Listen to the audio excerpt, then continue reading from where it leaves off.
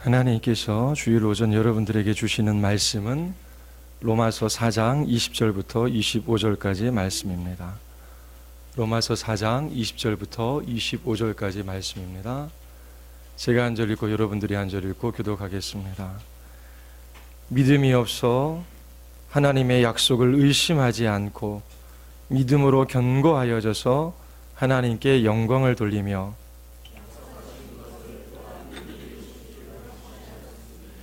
그러므로 그것이 그에게 의로 여겨졌느니라.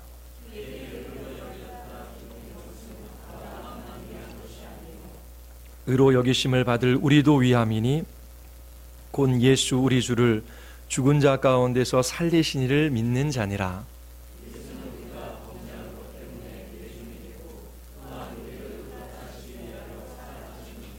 아멘. 우리 말씀 듣기 전에 기도하시겠습니다. 하나님 아버지, 오늘도 우리를 이 예배 공동체로 부르셔서 우리를 구원하시는 삼위 하나님을 찬양하며 경배하게 하여 주심을 감사드리옵나이다. 하나님, 우리의 눈을 열어 구원하시는 하나님의 영광을 보게 하여 주시고 하나님을 기뻐하며 예배하는 자들 되게 하여 주시옵소서. 성령 하나님께서 붙들어 주시기를 원하오며 예수 그리스도의 이름으로 기도드리옵나이다. 아멘. 저는 여러분들이 이 세상에서 참된 행복을 누리게 되기를 바랍니다. 이 세상에서 가장 큰 기쁨을 소유한 사람들이 되기를 바랍니다. 무엇을 할 때 여러분들은 행복하고 기쁘십니까? 중학교에서 1, 2등을 다투던 한 친구가 있었습니다. 공부를 잘해서 과학고에 진학을 했지요. 그런데 첫 시험을 치르고 난 후에 자신의 성적이 중간 이하임을 보게 되었습니다. 이 아이가 고등학교에 들어가서 낭망했습니다. 왜냐하면 중학교 때까지 주위에 있는 친구들이나 선생님이나 부모가 공부를 잘한다고 많이 칭찬하고 인정해 주었습니다. 그리고 칭찬받고 인정받는 것이 이 아이의 기쁨과 즐거움이었습니다. 그런데 고등학교에 들어가서 중간 이하의 성적을 받고 난 다음에는 그 기쁨과 즐거움이 사라졌지요. 그런데 어느 날인가 청소당번이어서 열심히 청소를 이 학생이 했습니다. 선생님께서 지나가시다가 이 아이에게 어쩜 그렇게 청소를 잘하니? 한마디 하셨어요. 이 아이가 살아나기 시작합니다. 왜냐하면 공부로는 인정을 못 받았는데 청소를 잘한다라고 하는 이 선생님의 칭찬과 인정이 이 아이에게 기쁨이 된 거예요. 그래서 나중에는 이제 카이스트에도 진학을 하게 되는데요. 이 아이가 기뻐하고 즐거워하는 것은 무엇입니까? 사람들의 인정과 칭찬입니다.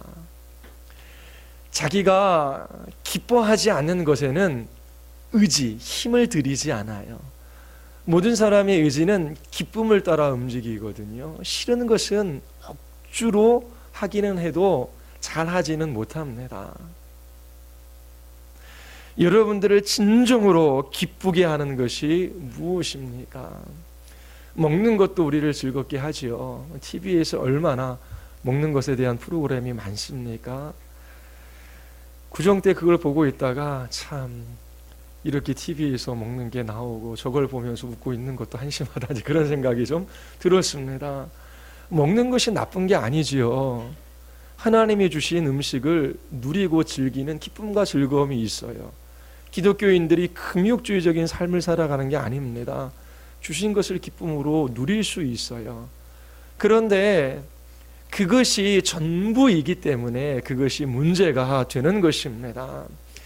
하나님이 창조하신 이 모든 세계 가운데 그 하나님의 영광이 나타나는데 이 창조하신 세계는 기뻐하고 즐거워하지만 그 창조하신 세계를 통하여 하나님께 나아가 이 세상을 창조하시고 우리에게 좋은 음식을 주신 하나님은 얼마나 위대하시고 탁월하시고 아름다운 분이신지, 하나님은 얼마나 좋으신 분이신지 그분을 알지 못하는 것이 문제가 되는 것이지요. 사람들은 하나님께서 인생을 지으신 목적, 이 세상을 창조하신 목적이 무엇인지를 잘 알지 못해요. 하나님께서 말씀하십니다. 내가 내 영광을 위하여 창조하신 자를 오게 하라. 내가 그를 지었고 내가 그를 만들었느니라. 하나님께서 온 우주 만물을 지으시고 여러분들을 창조하셨습니다. 거기에는 분명한 목적이 있다라고 하는 것입니다. 사람도 무엇인가를 만들 때에 목적을 가지고 만들지 않습니까? 하나님께서 이 세상을 창조하셨을 때에 여러분들을 하나님의 형상과 모양으로 지으실 때에 아무런 계획과 목적과 뜻도 없이 만드시지는 않았겠지요. 하나님의 영광을 위하여 모든 것을 창조하셨습니다. 지혜와 능력이 무한하신 하나님께서 계획하신 것을 반드시 이루시지요. 하나님의 뜻은 좌절될 수 없습니다. 만약 하나님의 뜻이 좌절된다면 그것은 하나님보다 더 큰 능력을 가진 이가 있다라고 하는 것이지요. 그러나 하나님보다 더 큰 능력을 가진 이는 없습니다. 오직 하나님만이 하늘에 계셔서 모든 것을 하실 수 있으십니다. 하나님께서 계획을 가지시고 이 온 우주 만물을 창조하셨어요. 여러분들을 지으셨어요. 그 목적이 무엇이라고요? 하나님의 영광입니다. 내가 알거니와 여호와는 위대하시며 우리 주는 모든 신들보다 위대하시도다. 여호와께서 그가 기뻐하시는 모든 일을 천지와 바다와 모든 가운데서 다 행하셨도다. 안개를 땅 끝에서 일으키시며 비를 위하여 번개를 만드시며 바람을 그 곳간에서 내시는도다. 이 세상에서 일어나는 일들, 이 세상에서 발생하는 현상이나 사건들에 대한 답을 우리는 세 가지로 할 수 있습니다. 왜 이러한 일들이 일어나지? 왜 이러한 사건들이 발생하지? 그렇게 물으면 무엇이라고 답할 수 있습니까? 첫 번째, 이렇게 답하는 사람들이 있습니다. 이 세상에서 일어나는 그 모든 일들은 무한한 비인격적인 힘에 의하여 필연적으로 발생했다라고 하는 것입니다. 무한한 비인격적인 힘에 의하여 필연적으로 이 사건이 일어났다라고 하는 거예요. 그걸 뭐라고 하죠? 운명이라고 하는 것입니다. 왜 이러한 일들이 일어났지 나에게? 그건 운명이야. 피할 수가 없어. 어떤 비인격적이고 무한한 힘에 의하여 그것이 발생한 거야. 그렇게 이야기하는 방법이 있어요. 또 하나는 뭐예요? 왜 이러한 일들이 일어났지? 비인격적인 힘에 의하여 그 모든 것이 우연적으로 발생했다라고 하는 것입니다. 왜 이러한 일들이 일어났지? 그것은 우연이야. 인생은 우연의 연속이야. 사람들은 자기 자신에게 일어나는 일, 이 세상에 나타나는 현상들을 이처럼 운명이나 우연으로 해석을 합니다. 그런데 성경은 그렇게 말하고 있지 않지요. 인격적이시고 무한한 하나님이 계시는데 그 하나님께서 온 우주 만물을 창조하셨을 뿐만 아니라 창조하신 세계를 통치하고 다스린다라고 말씀하십니다. 무한한 인격적이신 하나님이 계시다면 이 세상에서 일어나는 어떠한 작은 일일지라도 우연히 일어나지 않습니다. 하나님께서 하나님의 영광을 위하여 이 세상을 창조하셨을 뿐만 아니라 창조하신 그 세계를 하나님께서 그 크신 지혜와 능력으로 다스리시고 통치하셔서 모든 것이 합력하여 선을 이루게 하십니다. 하나님의 영광을 위하여 그 모든 것을 행하신다라고 성경이 우리에게 가르쳐주고 있습니다. 이 세상의 악도 하나님의 계획에서 벗어날 수 없습니다. 인간의 죄도 하나님의 계획을 좌절시킬 수 없지요. 하나님은 하나님 자신의 영광을 위하여 주권적으로 역사하십니다. 하나님은 모든 일을 통하여 하나님이 얼마나 탁월하고 위대하며 아름다운 분이신지 그분의 영광을 드러내십니다. 하나님께서 하나님의 영광을 위하여 일하시는 것이지요. 여러분들이 존재하는 것은 하나님의 영광을 위하여 존재하는 것입니다. 그러면 이렇게 질문하는 사람들이 있어요. 하나님은 그렇다면 이기적인 분이 아니십니까? 왜 우리로 하여금 하나님의 영광을 위하여 존재한다라고 말씀하십니까? 하나님이 우리를 위하여 존재하셔야지요. 그러면 그분은 너무나 좋으신 분이신데 하나님의 영광을 위하여 우리가 존재해야 한다라고 하는 것은 하나님이 이기적이신 분이시다라고 하는 느낌을 우리에게 가져다 줍니다. 그러나 그렇지 않지요. 여기에 가장 값지고 귀하고 가치 있는 것이 있어요. 그러면 값지고 가치 있고 귀한 것은 그것에 맞는 대우를 해 주어야 하는 것입니다. 그렇지 않으면 그것에 대한 모독이 되는 것이지요. 부모와 자녀와의 관계 속에서 부모가 부모 노릇을 해야 합니다. 그것이 의로운 행동입니다. 부모가 자녀들을 향하여 말씀으로 가르치고 그리고 훈계하고 교훈하고 바르게 살아갈 수 있도록 그렇게 자녀들을 양육해야지요. 자녀들은 어떻습니까?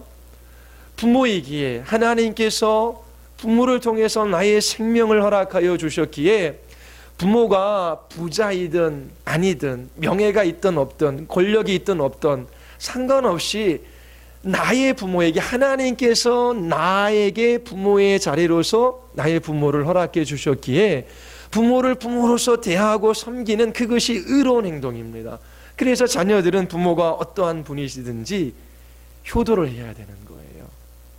그것이 의로운 행동이지요. 그렇지 않으면 불의한 삶을 살아가는 것입니다. 그럼 한번 생각해 보십시오.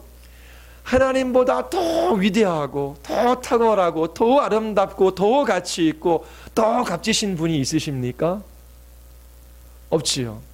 그러면 값지고 가치 있고 높으신 분을 가장 높게, 가장 가치 있게, 가장 영광스럽게 여기는 것은 옳은 행동입니다. 의로운 행동이지요. 그러면 하나님께서 만약 하나님이 아닌 다른 것에 영광을 구하신다면, 하나님이 하나님 자신이 아닌 다른 것에 더 큰 가치를 두신다면 그건 하나님 자신을 모욕하는 것이지요. 하나님이 불의한 행동을 하는 것입니다.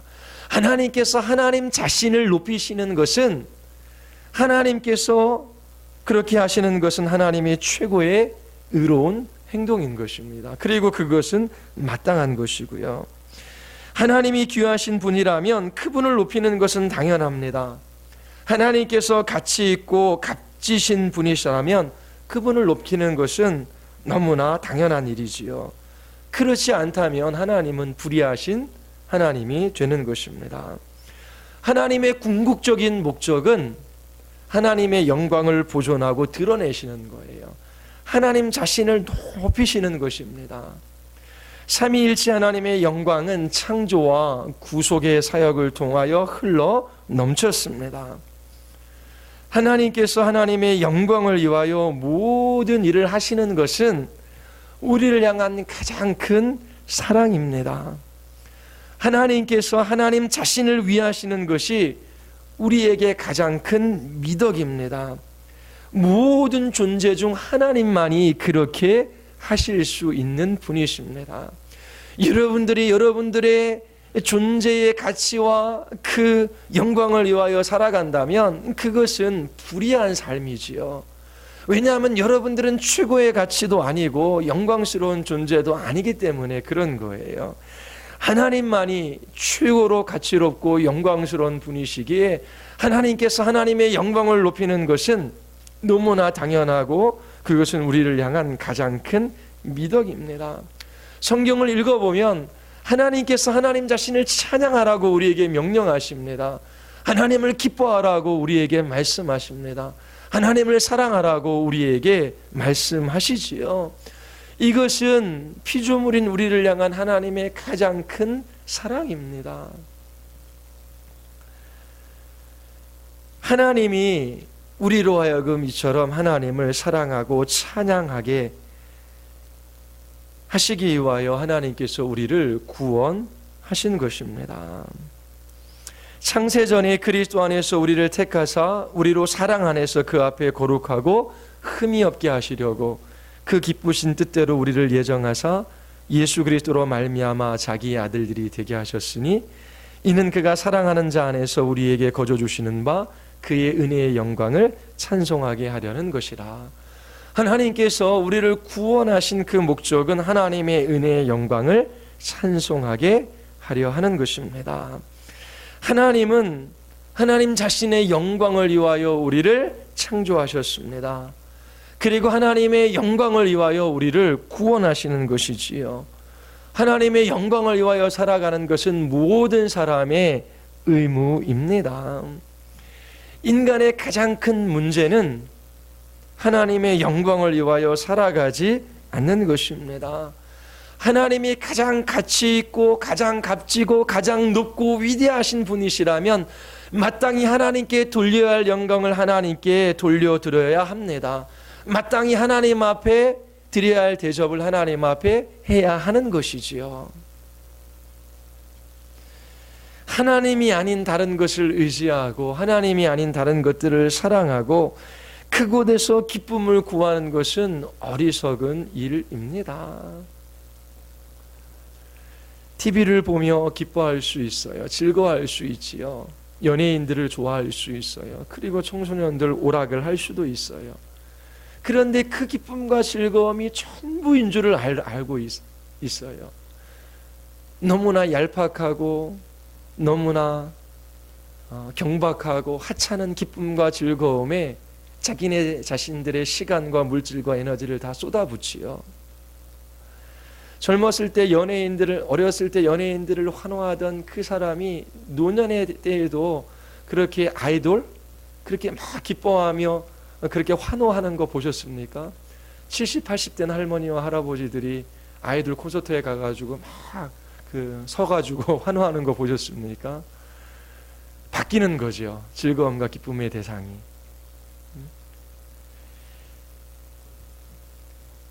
하나님 한 분을 기뻐하고 그분에게 돌려야 할 영광을 마땅히 돌리지 않는 것은 인간에게 가장 비참한 삶입니다. 그리고 그것은 어리석은 일이지요.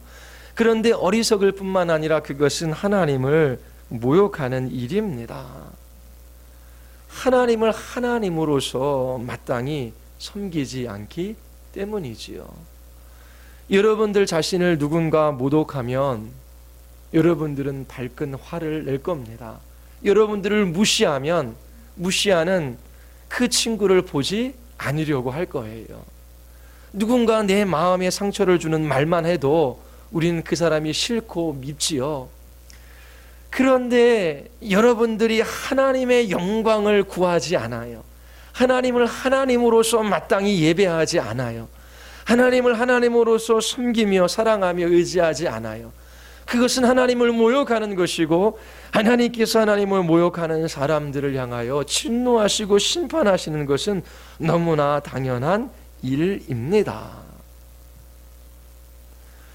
이처럼 하나님을 떠나 이 땅에 썩어 없어질 것들에 매여 종노릇하며 험한 것에 굴복하며 경박하고 사소한 즐거움에 매여 종노릇하는 인생들을 구원하시기 위하여 하나님께서 이 세상에 그 아들 예수 그리스도를 보내어 주셨습니다. 하나님이 죄를 알지도 못하신 이를 우리를 대신하여 죄로 삼으신 것은 우리로 하여금 그 안에서 하나님의 의가 되게 하려 하심이라. 그리스도께서도 단번에 죄를 위하여 죽으사 의인으로 불의한 자를 대신하셨으니 이는 우리를 하나님 앞으로 인도하려 하심이라. 육체로는 죽임을 당하시고 영으로는 살림을 받으셨으니 하나님이 세상을 이처럼 사랑하사 독생자를 주셨습니다. 이는 그를 믿는 자마다 멸망치 않고 영생을 얻게 하려 하심입니다. 하나님께서 우리를 구원하시는 방편은 믿음입니다. 행위가 아니라 믿음임을 이 로마서 4장을 통해서 지금까지 살펴보았습니다. 왜 하나님께서 행위가 아닌 믿음으로만 우리를 구원하십니까? 자랑하지 않게 하시기 위함이지요. 자랑을 배제하기 위하여 믿음으로만 우리를 구원하시는 것입니다. 그리고 그 모든 것이 하나님의 은혜에 기반을 두고 있음을 알게 하고자 하시는 것이지요.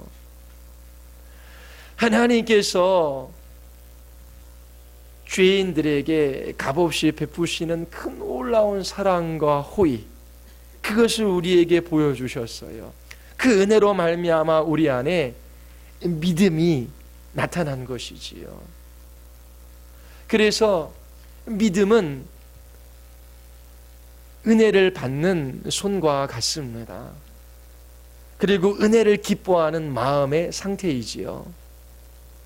그리고 이 믿음으로만 우리는 하나님께 영광을 돌릴 수 있기에 하나님께서 이 믿음을 구원의 방편으로 삼으신 것입니다. 우리가 지금까지 살펴보았던 것처럼 그 믿음이 무엇인지, 믿음의 성격이 무엇인지 우리가 다시 한번 살펴보겠습니다. 로마서 4장 20절과 21절 말씀 한번 보십시오. 우리 같이 한번 읽어볼까요? 다 같이 시작. 믿음이 없어 하나님의 약속을 의심하지 않고 믿음으로 견고하여져서 하나님께 영광을 돌리며 약속하신 그것을 또한 능히 이루실 줄을 확신하였으니. 아브라함은 믿음이 있었지요. 어떠한 믿음입니까? 하나님을 믿는 믿음입니다. 하나님의 약속을 믿었습니다. 그리고 그 약속하신 것을 능히 이루실 줄을 확신했지요. 하나님께서 아브라함의 이 믿음을 보시고 그를 의롭다라고 여겨 주셨습니다. 왜 하나님께서 불경건하고 불완전한 사람을 의롭다 여겨 주십니까? 하나님의 약속을 믿었기 때문입니다. 하나님께서 약속하신 그것을 능히 이루실 줄을 신뢰했기 때문이지요. 아브라함이 의롭다함을 받았다 하는 말은 그만을 위하여 기록한 것이 아닙니다. 하나님께서 의롭다 여겨주실 우리, 곧 우리 주 예수를 죽은 사람들 가운데서 살리신 분을 믿는 우리까지도 위한 것입니다. 그리스도인들은 아브라함 같은 믿음을 가지고 있어요. 그 믿음으로 우리는 의롭다 여김을 받는 것이지요. 그 믿음이 무엇이라고요? 하나님의 약속을 믿는 것입니다. 그리고 그 약속한 것을 능히 이루실 줄을 확신하는 것입니다. 하나님이 세상을 이처럼 사랑하사 독생자를 주셨습니다. 믿음의 근거가 되는 것이지요. 이는 그를 믿는 자마다 멸망치 않고 영생을 얻게 하려 하심이라. 예수 그리스도를 믿는 자들에게는 멸망이 아니라 영생을 주시겠다라고 약속하셨어요. 우리의 믿음은 이 하나님의 약속에 관한 믿음입니다. 예수님께서 우리를 구원하신, 하나님께서 우리를 구원하시는 근거는 예수 그리스도의 죽으심과 부활입니다. 예수님께서 죄인들을 대신하여 십자가에서 죽으셨어요. 그리고 믿는 자들, 우리들을 의롭다 하시기 위하여 다시 살아나셨지요. 예수님께서 성취하신 이 구원이 우리에게 적용되기 위해서는 믿음이 필요합니다. 이 믿음은 예수 그리스도의 죽음과 부활을 근거로 두고 있습니다. 이 예수 그리스도의 십자가의 죽음과 부활을 근거로 하여 하나님께서 약속하신 그 약속을 믿는 믿음이 우리를 의롭게 하는 믿음입니다. 하나님께서 우리를 구원하시겠다라고 하는 이 약속을 하나님께서 이루실 것을 확신하는 그 믿음이 우리를 의롭다 그렇게 여기게 하는 믿음입니다. 믿음은 하나님의 약속에 소망을 둡니다. 그리고 하나님께서 그 약속을 이루실 것을 확신하지요. 그러므로 이 믿음은 미래지향적인 성격을 가지고 있습니다. 여러분 예수님을 믿으십니까? 믿으십니까? 눈빛으로 말씀하시나요? 믿으십니까? 단지 과거에 한번 내가 예수님을 나의 구주 나의 하나님으로 영접했다라고 하는 것이 믿음의 전부가 아닙니다. 구원에 이르는 믿음이 아니지요. 내가 과거에 예수님을 영접했다라고 하는 것이 나에게 구원을 보증해 주는 것이 아닙니다. 하나님을 믿으십니까? 죽은 자를 살리시는 그 하나님을 믿으십니까? 그분의 약속을 믿고 그 약속을 능히 이루실 하나님을 믿고 계십니까? 2000년 전 이스라엘 땅에 예수님께서 오셨지요. 십자가에서 죽으시고 부활하셨어요. 역사에서 일어났던 객관적인 사건입니다. 우리의 구원에 있어서 매우 중요해요. 이 예수 그리스도의 죽음과 부활이 하나님이 주신 모든 약속의 보증이 되기 때문입니다. 구원 얻는 믿음은 단지 과거에 한번 내가 예수님을 믿겠다라고 말하는 것이 아닙니다. 그런 고백이 아닙니다. 예수님을 영접하는 기도문을 따라했다고 해서 의롭다 여김을 받는 그런 믿음을 소유한 것이 아니지요. 의롭다 여김을 받는 믿음은 하나님의 약속을 신뢰합니다. 그리고 그 약속이 이루어질 것을 확신합니다. 중학교 때에 저에게 예수님이 너에게는 어떠한 의미가 있냐? 그렇게 물어보면 저는 한마디로 대답을 했어요. 예수님은 나의 소망입니다. 그게 어려서부터 그냥 한마디로 제 입술에서 나오는 고백이에요. 예수님이 소망이에요. 예수님 생각하면 내일의 염려가 사라져요. 장래의 일에 두려움이 없어져요. 죽음도 무섭지가 않아요. 예수님이 소망이 되기 때문에 그래요. 예수님이 소망이 된다라고 하는 말의 의미가 무엇입니까? 예수님께서 나 같은 죄인을 위하여 십자가에서 죽으시고 부활하셨어요. 이 예수 그리스도의 십자가의 죽으심과 부활하심이 근거가 되어 하나님께서 나를 구원하실 것을, 내가 하나님의 진노와 심판 가운데 멸망받는 것이 아니라 하나님께서 나를 구원하실 것을 확신하는 거예요.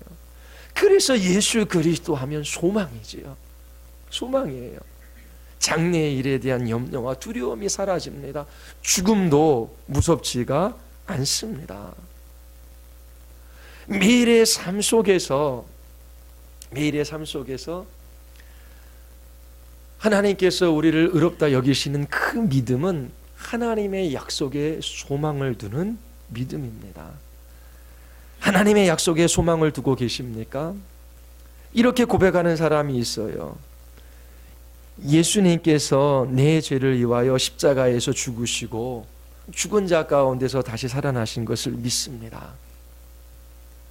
그런데 매일의 삶 속에서 하나님의 약속에 소망을 두지 않습니다. 이러한 사람들은 진실로 예수님을 믿는 것이 아니에요. 예수 그리스도를 바라볼 때에 그 예수 그리스도의 십자가의 죽으심과 부활하심을 근거로 하나님께서 나에게 약속하신 그 약속을 나는 믿어요. 그리고 그 약속이 이루어질 것을 나는 확신해요. 그 믿음이 하나님 앞에 의롭다 여김을 받는 믿음입니다. 하나님께 영광을 돌리는 믿음이지요. 이 믿음은 역사하는 믿음이에요. 이 믿음은 살아있는 믿음입니다. 이 믿음은 우리의 삶의 열매를 가져다 줍니다. 여러분들이 간절히 바라는 것이 무엇입니까? 여러분들이 소망하는 것이 무엇입니까? 여러분들이 바라고 소망하는 그것은 여러분들의 선택과 삶에 대한 태도를 지배하게 되어 있습니다. 취직을 위하여 공부하는 학생들이 있지요. 대학교 4학년이나 졸업한 학생들에게 있어서 간절히 바라는 것이 무엇입니까? 취직하는 것이죠. 취업하는 거예요. 그러면 그가 바라는 것, 그것이 그의 삶의 선택을 지배합니다. 나는 취직하는 것이 목표야. 그것이 내가 바라는 거야. 내가 원하는 직장은 여기야. 그러면 그 소망 때문에, 그 바람 때문에 그 하루가 결정되어지는 거예요. 내가 시간을 어떻게 쓰며 누구를 만나며 무엇을 해야 될지 다 결정해 버립니다. 그 바라는 것이. 그리고 나의 삶의 태도를 지배하게 되는 것이지요. 직장인들이 일반적으로 바라는 것이 무엇입니까? 연봉하고 승진 아닙니까? 그러면 그것이 그 사람의 직장 생활을 결정하는 거예요. 그 사람의 선택과 태도를 결정하게 되는 것이지요. 돈을 많이 벌기를 원하는 사람이 있어요. 내가 행복하지 않은 것은 돈이 없기 때문이야. 돈만 있으면 나는 행복할 수 있어. 그래서 돈을 벌기를 원해요. 많은 물질을 가지기를 그렇게 바라고 있어요.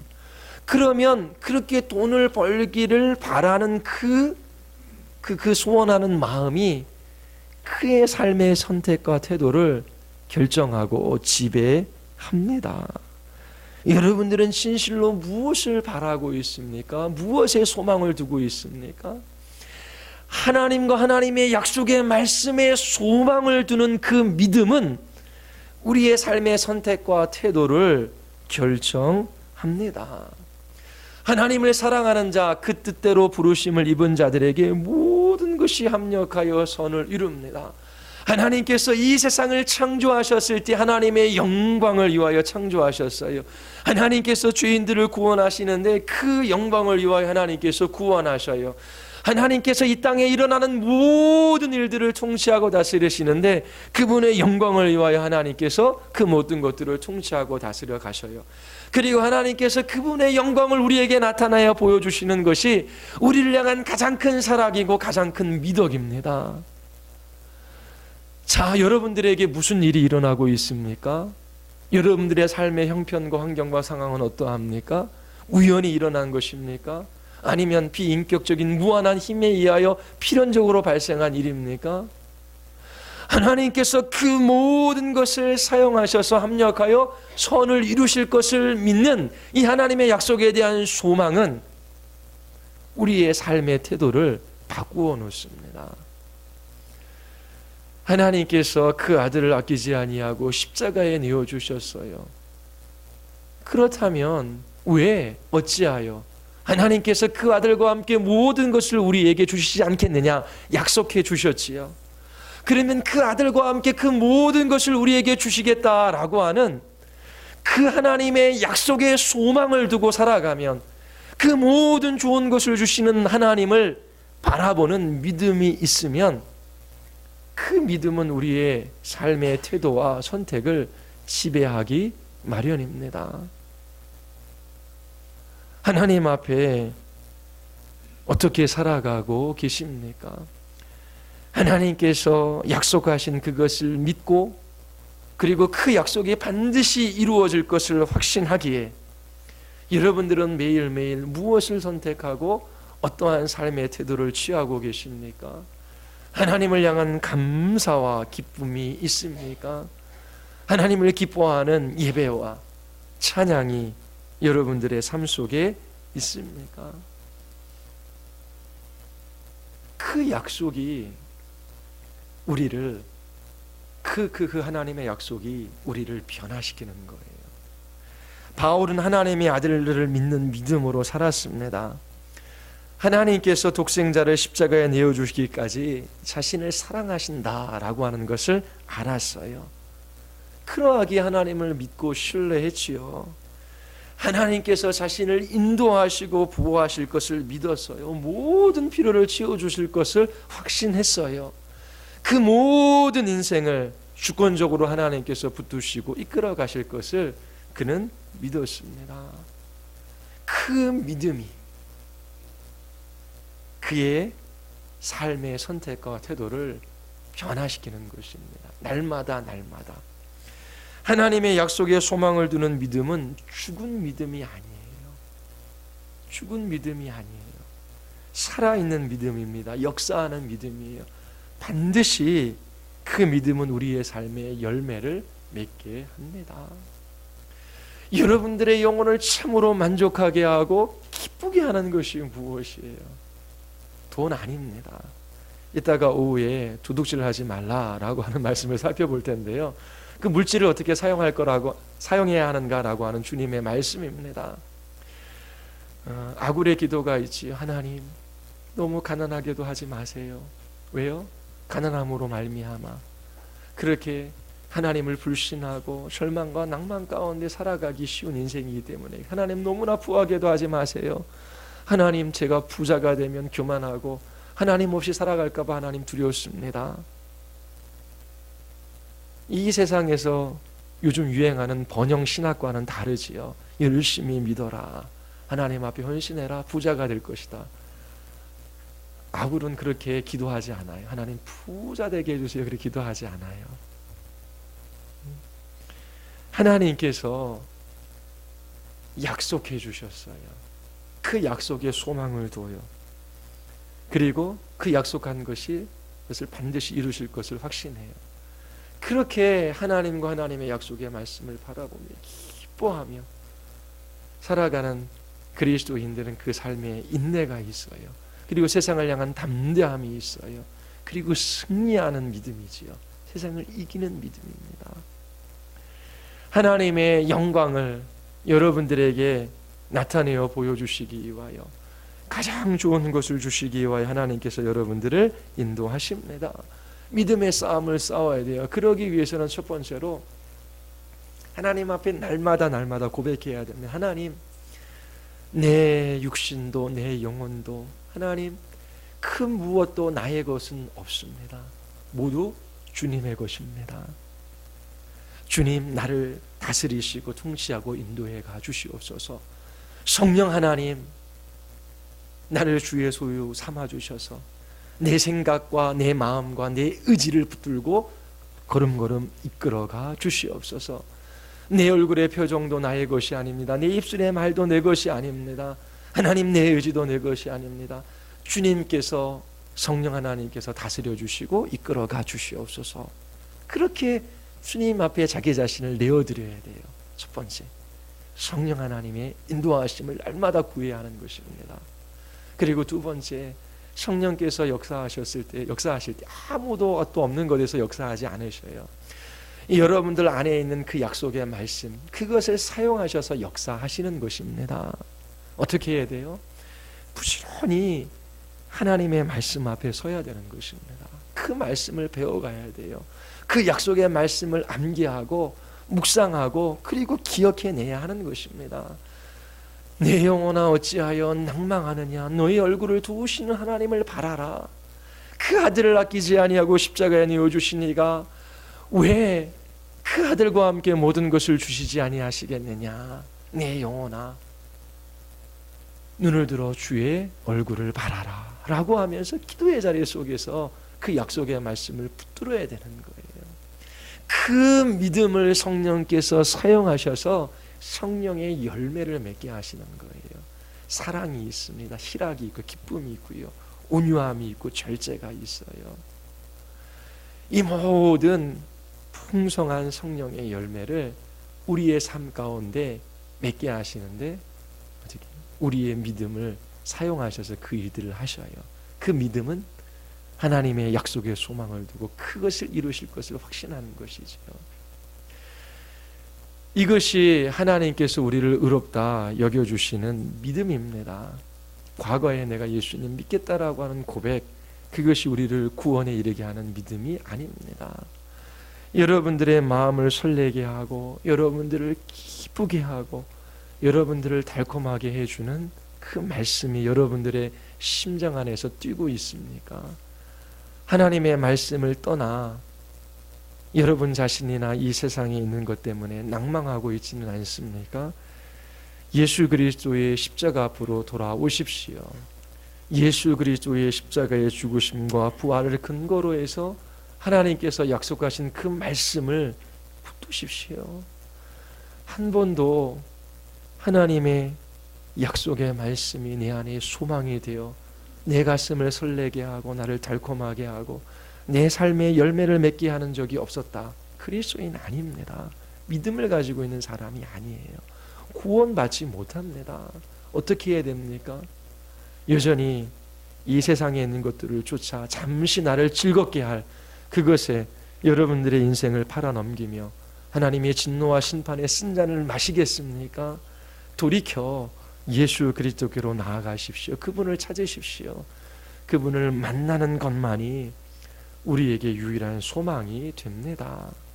예수 그리스도를 고백하는 여러분, 하나님의 약속의 말씀을 붙들고 끝까지 믿음의 싸움들을 싸우며 승리하는 삶을 살아갈 수 있게 되기를 바랍니다.